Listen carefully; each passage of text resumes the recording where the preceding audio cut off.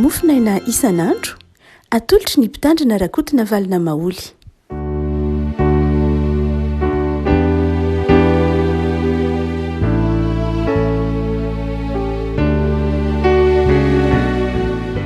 Mifaliana avy no erabanantsika hatratra ity sabotsy fahatelopolo ny volana aogositra ity. Ny mofinaina izay voalahatry ny foben'ny sampona sekolalady ho antsika ry havako dia ny taratasy nosoratana ho an'ny romanina toko favalo, romanina toko valo andiny fa enina amby roapolo ka hatramin'ny vatelopolo, romanina toko favalo andiny fa enina amby roapolo ka hatramin'ny vatelopolo, vakitsika aminaran'i Jesoa. Ary toy izany koa ny fanahy no mamonjy ny fahalemensika, fa tsy fantatsika izay vavaka tokony ataontsika, fa ny fanahy no mifona amin'ny fitarainana tsy azo tanonina, ary izay mandinika ny fo mahalala izay hevitry ny fanahy, satria araka an'Andriamanitra ny fifonany ho an'ny olona masina. Ary fantatsika fa ny zavatra rehetra dia miara-miasa hasoa izay tia an'Andriamanitra. Dia izay vao antso araka ny fikasana rahateo, satria izay fantany rahateo no notendreny koa hitovy endrika amin'ny zanany mba ho lahy matoa amin'ny rahalahy maro izy. Ary izay notendreny no nantsony koa, ary izay nantsony no hamarininy koa, ary izay no hamarininy no nomeny voninahitra koa. Ray masino, manamasinana amin'ny fahamarinana, ny teninao no ho fahamarinana. Amen. Isan'ny epistily lehibe moa zany epistily ho an'ny Romanina, no ny antony hoe izy ity dia miresaka fotom-pinoana lalina mahamahavaha, fotom-pinoana lalina momba ny fivavahana kristianina. Ary ity Romanina toko valo ity dia ahatsapahantsika izany famelabelarana momba ny fotom-pinoana kristianina izany. Amin'ity andiny faha enina amby roapolo ka hatramin'ny fahatelopolo ity dia misy lafin-javatra roa ry havako izay entina mampahery antsika. Ny voalohany dia ny andiny faha enina amby roapolo ka hatramin'ny andiny faha fito amby roapolo, mikasika ny vavaka. Mikasika ny vavaka. Misy fotoana ry havako eo amin'ny fiainantsika, fifandraisantsika amin'Andriamanitra. Misy fotoana ao anatin'ny fifaliana isika. Ary rehefa ao anatin'ny fifaliana lalina isika, tototry ny fahasoavana, tototry ny fifaliana dia indraindray tsy fantatsika izay votoatin'ilay vavaka azy indraindray.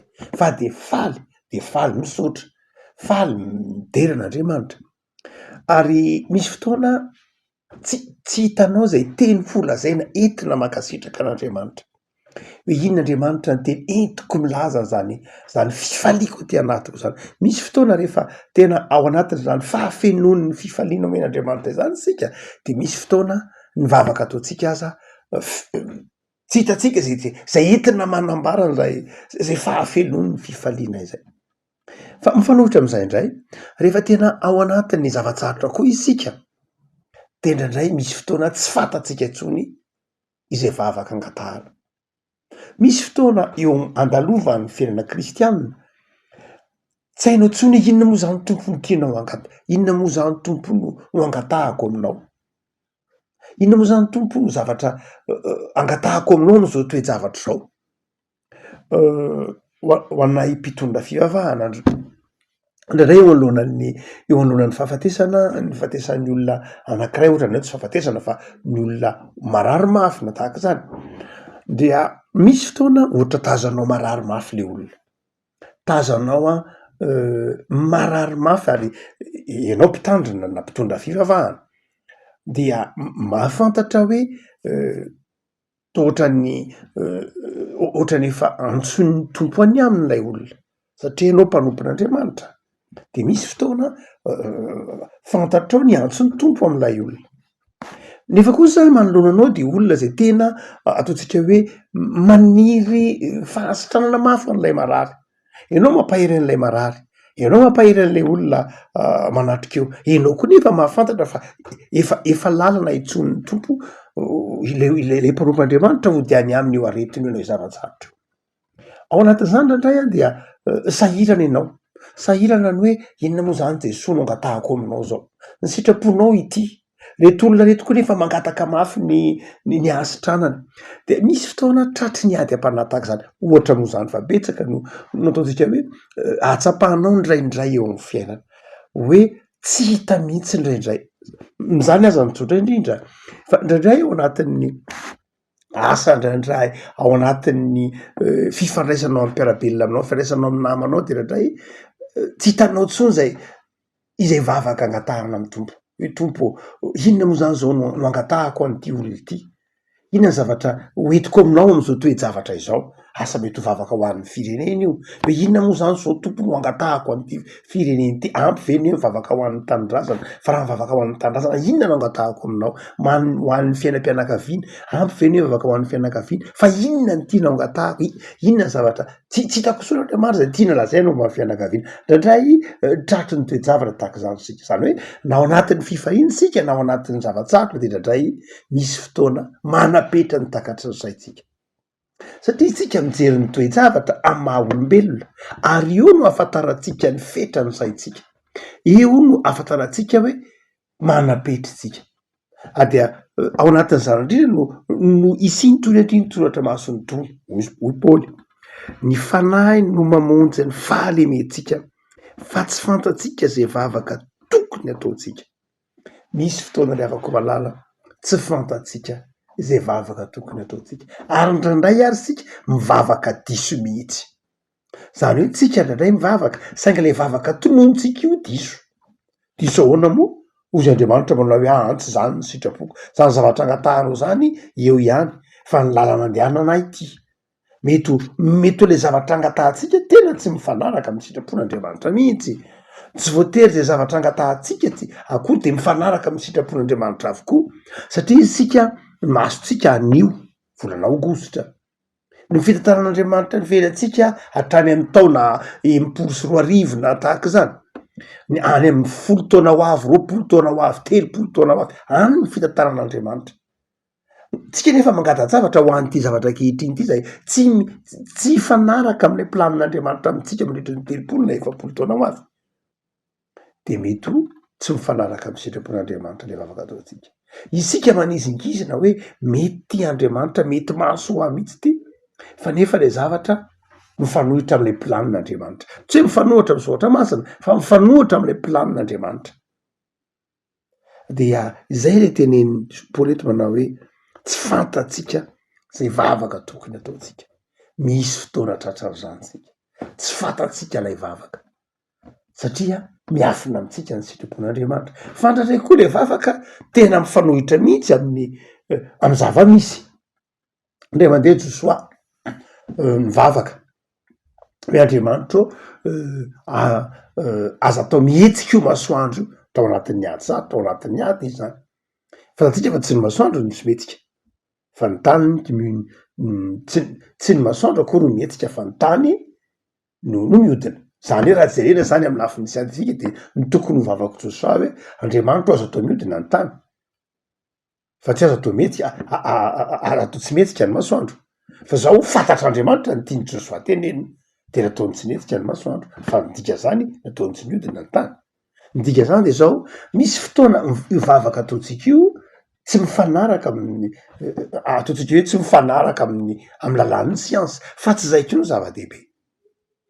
Hoy eto Paoly avako malala mety ho tsy taka misy fotoana tsy haitsika ny tokony angatahana, misy fotoana tsy voatonontsika akory zay zavatra tokony ho lazaina, misy fotoana mety ho diso mihitsy le zavatra tenenitsika, misy fotoana tsy mifanaraka amin'ny sitrapon'Andriamanitra fa tsy zay ny orana ho Paoly, tsy zay ny orana, tsy lay vavaka ataotsika kay ny zava-dehibe na de zava-dehibe arany hoe mivafaha mandrakariva mba tsy ho reraka fa ny zava-dehibe kay de zao ny fanahy masin'Andriamanitra, ny fanahy no mifona amin'ny fitakainana tsy azo tononona, zany hoe ny fanahy no mibitsibitika, ny fanahy no miteny, ny fanahy no miteny amin'Andriamanitra amin'izay rehetra mety ho fihetsem-potsika, ny fanahy no manelanelana atsika amin'Andriamanitra, ny fanahy no mibitsibitika amin'Andriamanitra ary io Romanina 4:20 any no miteny manao hoe ny fanahy dia miara-milaza amin'ny fanahintsika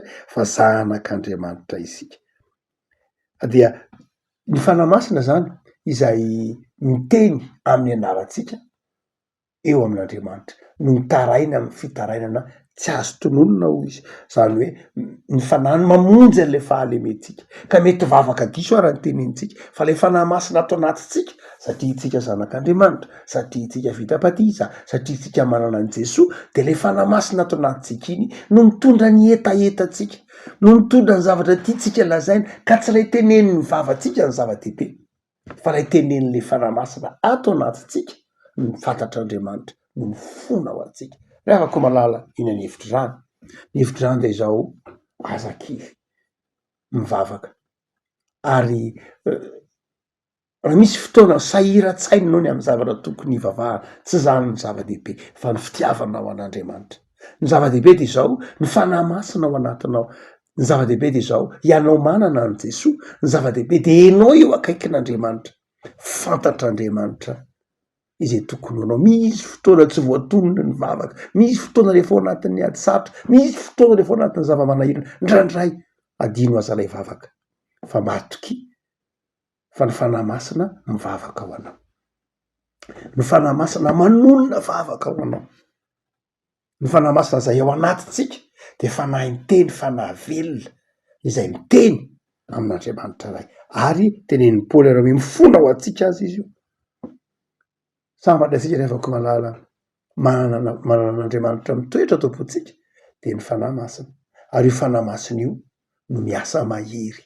Tsy miasa mahery mampahery antsika amin'ny fiainantsika isan'andro ihany izy, fa miasa mahery miteny amin'Andriamanitra, mifona ho antsika, mangataka ho antsika, mivavaka ho antsika.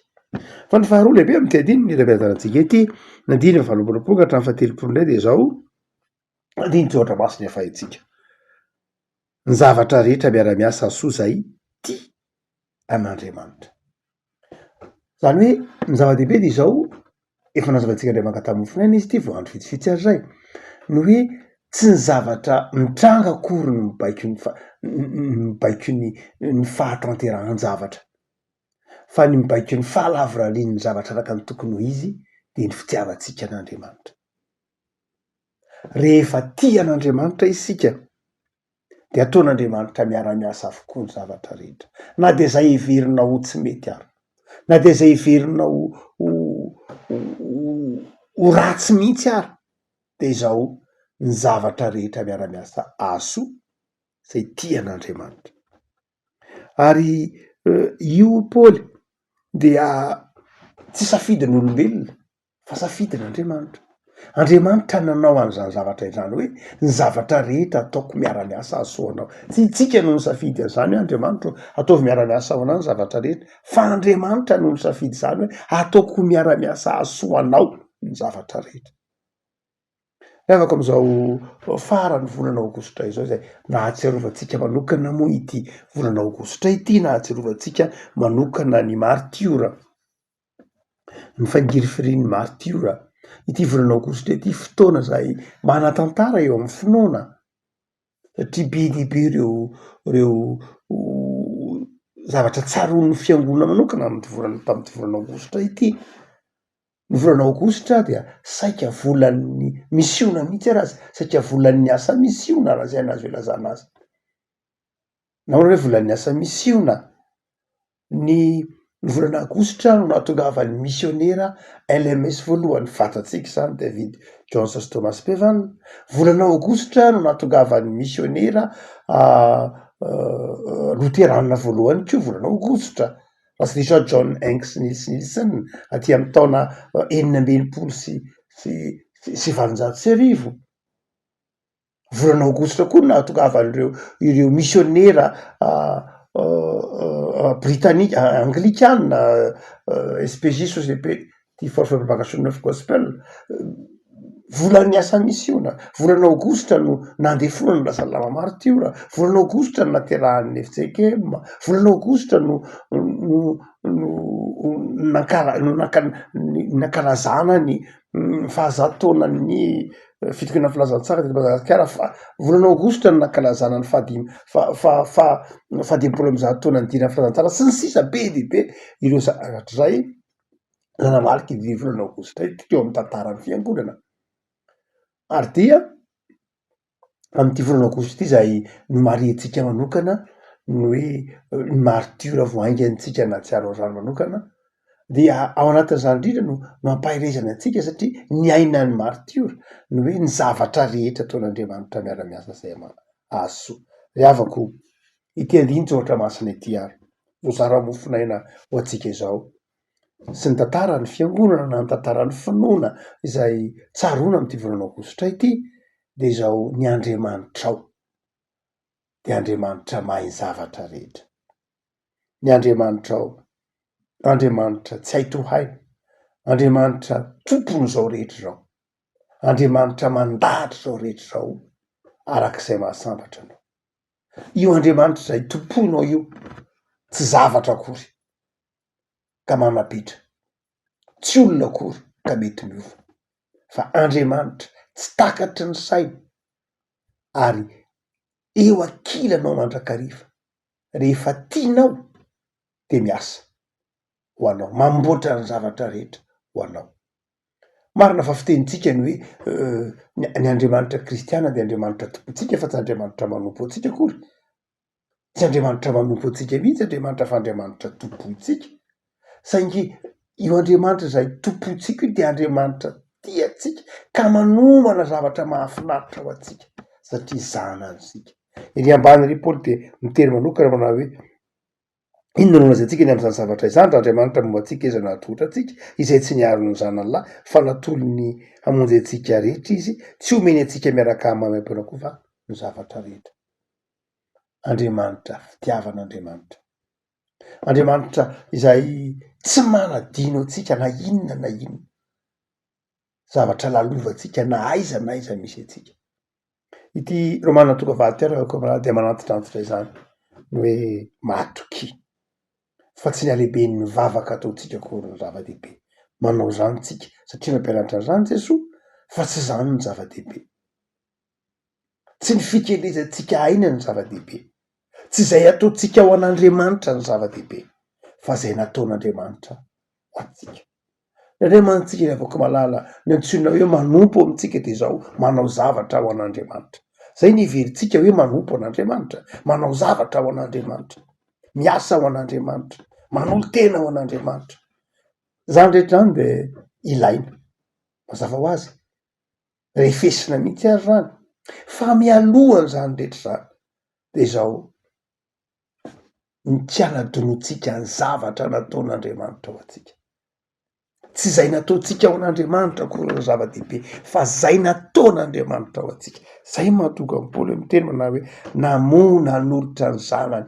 hamonjy antsika rehetra izy ny zava-dehibe tsy tokony ho antononao de zao ny zavatra nataon'Andriamanitra ho anao raha miditra ao an-tranon'Andriamanitra ianao raha miangona ianao raha mamaky baiboly ianao raha mandeha manao matsiary ny fitahin'Andriamanitra eo de zao tsy zay nataona ho an'Andriamanitra akory ny zava-dehibe fa zay nataon'Andriamanitra ho anao tsy manakana ny fahatsiarovana ny tokony nataonao ny ten'Andriamanitra akory zany fa ny zavatra tokony ataotsika eo anatren'Andriamanitra de conséquence vokatry ny fahatsapantsika ny zavatra nataon'Andriamanitra ho antsika endre Andriamanitra natolotra ao ny zanako ao malalanao hamonjy anay endre Andriamanitra zany lehibe ny fitiavanao sy ny famindramponao azafady dia manolotra ny fotsika sy manao asa fanompona ho an'Andriamanitra isika riavako am'izao farany volana aogositra izao de mampahiry anao aza-donoina ny fitiavan'Andriamanitra anao raha ao anatin'ny tsy fahasalamana ianao matoky fa ataon'Andriamanitra miara-miasa ny zavatra rehetra raha ao anatin'ny tebiteby raha ao anatin'ny fietretana inona moa zany zao Andriamanitra ny fanapaha-kevitra raisiko inona ny lalana itondrako ny fiainako de matoky fa ny zavatra rehetra ataon'Andriamanitra miara-miasa azo ary raha ao anatin'ny fifaliana de matoky fa ny zavatra ataon'Andriamanitra miara-miasa mahazo isoro anatin'ny saina mihitsy ny hoe vakiviana ny tebiteby ny tahotra esory ao anatin'ny saina zany fa tianao Andriamanitra ary ny zavatra lehibe indrindra nataony de nanomezany zanany hamonjy anao no zany bitika avokoa kado avokoa ny zavatra rehetra fa azon'Andriamanitra omena anao zany kado fotsiny zany ho Paoly eto satria ny tsara sy ny lehibe indrindra no efa nomeny anao de ny zanany malalany ny lamitra efa nomeny anao ny mandrakizay efa nomeny anao de matoky ary manana finoana amin'ny fiainana isan'andro mivavaka tsika tsoanao zay fa mihaino ny vavaka ataonay ianao satria mitoetra betsaka ato-ponay ny fanahinao masina. Raha toa ka mitaraina aminao zahay de manapitra ny fitarainanay. Raha toa ka misaotra aminao zahay de manapitra koa ny fisaoranay ianao. Fa ny fanamasina ty anatinay ny mameno sy mamonjy ny fahalemenay, ny vavaka tonononay vavaka tsy tanteraka, ny vavaka tononon'ny vavanay vavaka ny olona malemy ihany. Fa ny fanamasina ato anatinay no mamonjy anay ka tonga fantatrao zay mahasoa anay, tonga fantatrao ny vavakay, tonga fantatrao zay mahasoa anay. Misaotra Tompo ny am'izay menao anay tamin'ity herinandro ty de mampahiriza anay. Ataovanay mandrakariva ny olona mahatoky anao, raha feto ty anatinay ny fiainam-pifaliana, raha feto ty anatinay ny fiainana feno fiadanana, isola ty anatinay ny fomba salasala, fa ataovy matoky zay fa mihaino vavaka ianao. Am'izao vanim-potoana sarotra lalovanay amin'ny andavanandro zao, de omeo herim-panaza iandroso hatrany amin'ny asa tsara. Hiatrika herinandro vaovao zay de manam-pianay Tompo. Diovo ny fonay fa ny madio am-po ihany mahita anao, ny madio am-po no sambatra amin'ny fiainana isanandro de diovo ny fonay ary ataovy manjaka tomponay Jesoa ny fiadanana. Taio ny tokantrano tsirairay manaraka zao mofinainay zao Jesoa, arovo, tehirizo, taio, ny fahasalamana sy heri-tanjaka. Am'izao fotoana vanim-potoana fidiran'ny mpianatra izao de manam-piny isa-tokantrano ianao. Jereo ndray aman-dreny, jereo nisam-pianakaviana, ataovy mahay mifankaty. Saotra Jesosy ny amin'ny fitahinao anay tsirairay avy fa matoky zahay fa mpamonjy azonay anterana amin'ny fotoana rehetra ianao. Anarano Jesosy Kristy mpamonjy, rovanay zany vavaka izany. Amen.